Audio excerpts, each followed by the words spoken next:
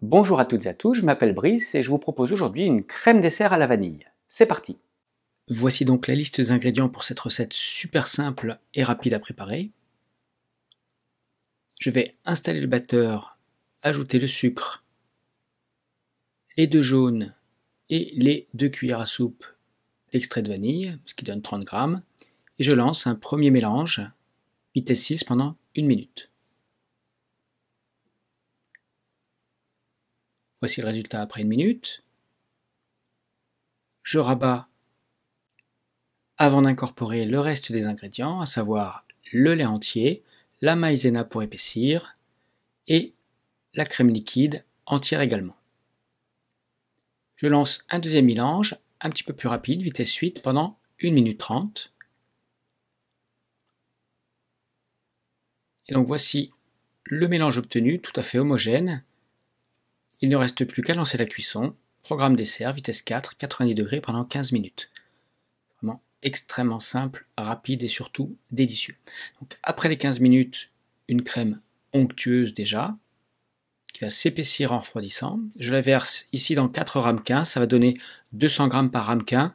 Ce sont des belles crèmes dessert, hein. On peut en faire le double puisqu'un yaourt c'est 100 g, 125 g. Et je vais filmer avant de réserver 2 heures au réfrigérateur. J'ai filmé ici de 2 manières différentes. Donc tout d'abord sans contact et la seconde manière avec contact, ce qui permet a priori d'éviter qu'une croûte ne se forme. Je vous recommande bien évidemment de filmer sans contact puisque ces produits, ces films étirables sont bourrés de bisphénol et de phthalates qui sont pas forcément bons pour la santé, c'est peu de le dire. Et donc l'intérêt de faire de ces deux façons différentes, c'est que vous vous rendrez compte qu'il n'y a aucune différence pour le coup. Donc 2 heures au réfrigérateur afin d'obtenir la texture souhaitée, que voici. Donc voici sans contact la texture obtenue. C'est vraiment, ça se rapproche, ça fait plus que de se rapprocher de ces fameuses crèmes dessert de marque bien connue. Et le goût est absolument succulent et se rapproche énormément également. Et donc, celles qui ont été filmées au contact, le résultat est quasiment le même. Il y a quand même une légère croûte qui se forme. Ça ne me donne pas du tout de grumos. On ne sent pas du tout à la dégustation dans les deux cas. Et donc, une dernière fois, cette texture obtenue. Et le goût, je vous laisse le découvrir par vous-même.